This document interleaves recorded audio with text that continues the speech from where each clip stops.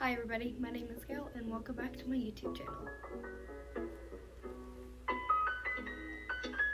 Today's video is all about the books that started my love for reading.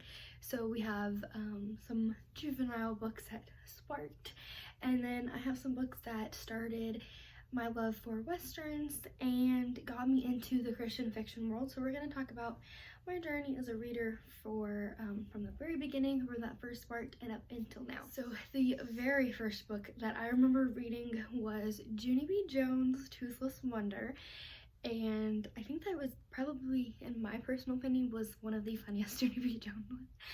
And I haven't read them in a really long time, but I remember going to Walmart and picking it up with my older sister, and just remember how dreaded I was. Like, I really didn't want to read. I had just started, like reading on my own a little bit more, and so my parents wanted to get me into my own books, and I was just like, I remember being so scared to read that book by myself. And I had loved my dad reading books to me, and so I was just really nervous that I was gonna have to start doing it by myself. And I was just like, no, I don't want to buy a book. I don't want to buy a book. And I remember that night he read the first couple of chapters, and I was just like, this girl is so funny. And that's kind of how I started. Was I started getting a lot more Junie B. Jones at the library. I think I read every single one maybe twice. I read a lot of Junie B. Jones.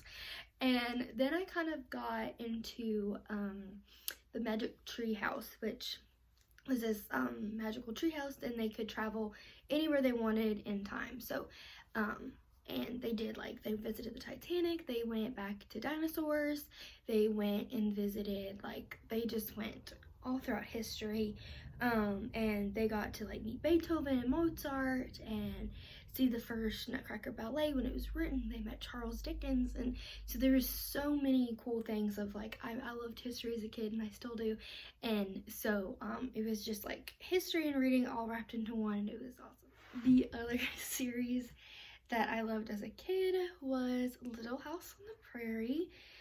I actually just watched the movies as a kid, and I never really read them until I think 21.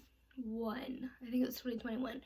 And I made a goal for that year to read all of Little House, and so I listened to them on the way to college and on the way back home, and anytime that I had free time I would listen to them, and then I read them pretty much on my own after that. We have all of them. I think we're only missing one, and that's The Long Winter, because that's my sister's favorite one, and she gripes and complains that we don't have that one. So yeah, but these are probably my favorite books that I own. We got a lot of these when we went to her house several years ago, and they're very old, they're nice and yellow, and some of the covers are falling off. When it comes to Christian fiction, these were the first ones that I read, and I went from Little House and Junie B. Jones to straight Christian fiction mystery and suspense. So I started with the O'Malley series by D. Henderson. These belong to my older sister, and I told her, I wanted to start reading more grown-up books and more what was appropriate for my age, and so she gave me The Negotiator, and I just started from there. And she lives an hour away, so whenever I got that first book from her, I called her and I was like, when can we get the second one? And so I think I got the second and third one not too long after reading the first one, and I just fell in love with D. Henderson and her writing style and the mystery.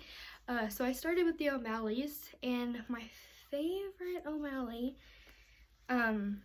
favorite top O'Malley and book would be, if I can get it, The Guardian. It was my favorite one. I never really knew what U.S. Marshals do, and so it was a great insight of caring for witnesses and judges and congressmen and judges and stuff like that. And so it was really interesting for me to see that particular role. So after I started reading D. Henderson, I kept reading from reading D. Henderson and other suspense novels. I was able to find my true genre on what I like to read, and that brings us into our next Christian fiction, Western. So this is The Land of the Lone Star by Tracy Peterson, and I believe this was my first book series by Tracy Peterson. I don't really remember, but this is the one that stood out to me the most when I read Tracy Peterson. And out of this series, the second one gets my blue ribbon. There's just something about the second one for me that just really hit home.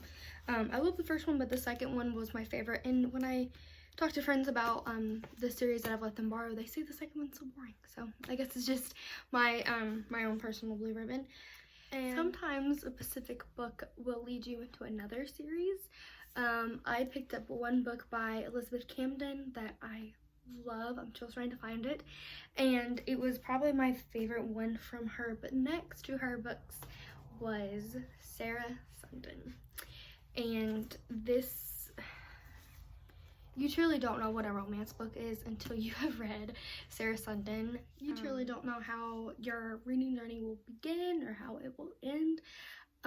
I started with Junie B. Jones, and now I run a YouTube channel dedicated to books and book reviews and finding people's books, and running an Instagram page and running a business.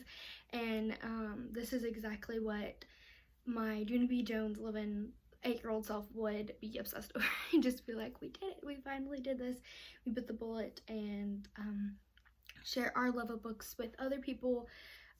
And just bring more knowledge into Christian fiction and kind of bring it out a little bit more. Thank you guys so much for watching. I hope you enjoyed it, and I'll see you